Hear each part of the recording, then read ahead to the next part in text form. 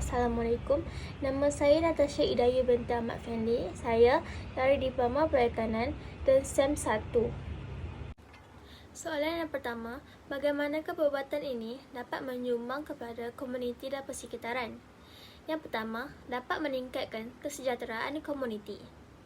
Perbuatan kebajikan seperti sumbangan makanan kepada yang memerlukan, bantuan kepada golongan kurang bernasib baik atau penyediaan tempat perlindungan untuk orang yang terlantar dapat meningkatkan kesejahteraan komuniti dengan memberi sokongan kepada individu yang memerlukan.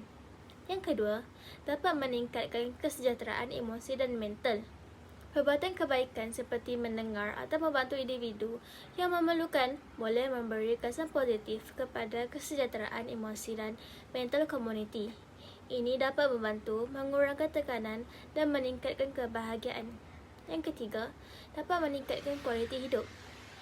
Perbuatan kebaikan yang berterusan dapat membawa kepada peningkatan keseluruhan kualiti hidup dalam komuniti. Ini mungkin melalui perbaikan infrastruktur, akses kepada perkhidmatan kesihatan dan pelbagai program pembangunan komuniti. Dengan menyumbang kepada komuniti dan persekitaran melalui perbuatan kebaikan, kita dapat mencipta masyarakat yang lebih bersatu, berdaya tahan dan berwawasan, yang pada gilirannya akan membawa kepada kesejahteraan yang lebih besar untuk semua pihak. Soalan yang kedua, bagaimanakah perbuatan ini dapat membantu membina perhubungan di sekeliling anda? Yang pertama, meningkatkan rasa percaya diri. Ketika anda melakukan perbuatan kebaikan seperti membantu tetangga yang memerlukan, ini dapat meningkatkan rasa percaya diri anda. Ini kerana anda tahu bahawa tindakan anda memiliki impak positif kepada orang lain, dan ini boleh membantu anda merasa lebih bernilai dan dihormati di kalangan komuniti anda. Yang kedua, dapat mencipta kesedaran terhadap isu sosial. Apabila anda terlibat dalam perbuatan kebaikan, anda boleh membantu meningkatkan kesedaran terhadap isu-isu sosial yang mungkin mempengaruhi komuniti anda. Ini boleh membantu membina perhubungan dengan individu yang berkongsi minat dalam isu-isu tersebut. Yang ketiga, dapat mencipta budaya kebaikan.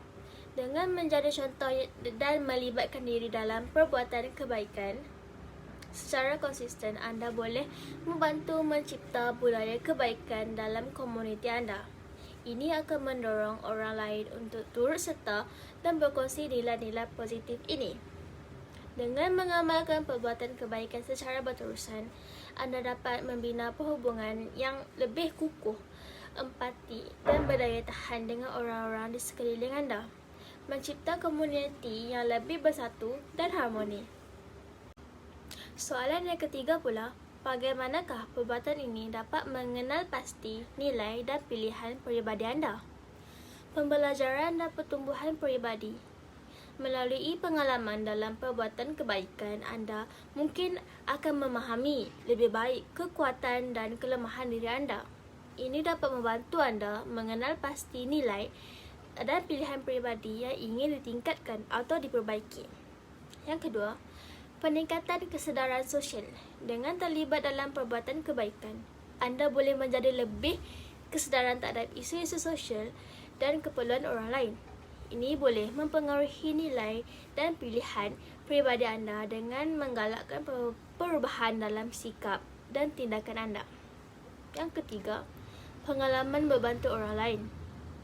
Membantu orang lain melalui perbuatan kebaikan juga dapat membantu anda mengenal pasti nilai-nilai empati, kepedulian dan belas kasihan sebagai sebahagian daripada identiti peribadi anda. Apabila anda terus terlibat dalam perbuatan kebaikan dan menghayati pengaruhnya terhadap diri anda mungkin akan semakin jelas mengenai nilai, matlamat dan pilihan peribadi anda. Perbuatan kebaikan boleh menjadi satu cara yang bermakna untuk memahami dan memperkukuhkan identiti peribadi anda dalam konteks sosial dan komuniti. Soalan yang keempat, bagaimanakah perbuatan ini membantu anda berkomunikasi untuk menyampaikan perasaan dan pemikiran anda? Yang pertama, membangunkan hubungan. Apabila anda terlibat dalam perbuatan kebaikan, ia dapat membantu anda membangunkan hubungan yang lebih kukuh dengan orang lain. Hubungan yang lebih memudahkan komunikasi dan membolehkan orang lain lebih terbuka untuk mendengar perasaan dan pemikiran anda. Yang kedua, mencipta kenalan baru. Melalui perbuatan kebaikan, anda mungkin bertemu dengan orang-orang baru atau menjadi sebahagian daripada komuniti yang lebih besar. Ini membuka peluang untuk berkomunikasi dengan individu yang mungkin mempunyai pandangan yang berbeza dan membantu anda memperluas perspektif anda. Yang ketiga, membangunkan kemahiran komunikasi. Terlibat dalam perbuatan kebaikan juga boleh membantu anda membangunkan kemahiran komunikasi. Anda mungkin perlu berkomunikasi dengan orang yang memerlukan bantuan atau bekerjasama dengan individu dalam projek kebaikan. Ini membantu anda menjadi komunikator yang lebih berkesan.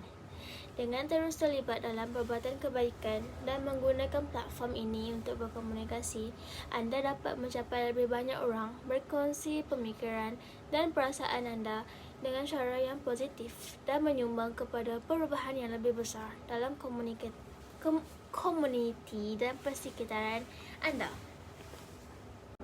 Soalan yang kelima, nyatakan falsafah di sebalik perbuatan ini. Yang pertama, kepedulian dan empati. Falsafah ini berpusat kepada kepedulian terhadap orang lain dan kemampuan untuk merasai dan memahami perasaan dan keperluan mereka. Ini bermakna bersedia untuk membantu dan memberi sokongan kepada individu yang memerlukan. Yang kedua, pengaruh positif. Falsafah ini menggariskan bahawa perbuatan baik mempunyai kuasa membawa perubahan positif dalam masyarakat. Tindakan baik dan kebaikan dapat mempengaruhi orang lain untuk mengikuti contoh dan menjalankan amalan yang sama. Yang ketiga, moral dan etika. Ia menyokong pemahaman bahawa perbuatan baik adalah selaras dengan nilai-nilai moral dan etika yang mendorong kesalingan dan keadilan. Ia adalah tindakan yang betul dan benar dan bukannya tindakan yang melanggar prinsip-prinsip moral. Falsafah ini mendorong individu untuk menjadi warga yang lebih baik dan menyumbang kepada masyarakat dengan memberi tumpuan kepada kebaikan, moral dan kepedulian kepada orang lain. Ia mewakili nilai-nilai murni yang menghormati martabat manusia dan mempromosikan keharmonian dalam masyarakat. Itu sahaja daripada saya. Sekian, terima kasih. Terdapat 3 video falsafah contoh-contoh yang saya lakukan.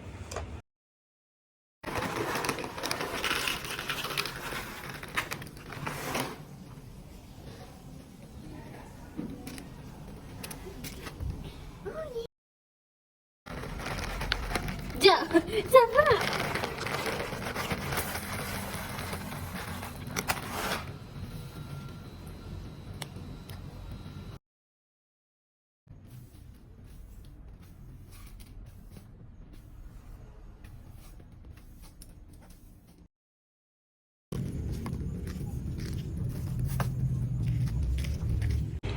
Itu sahaja daripada saya. Sekian, terima kasih.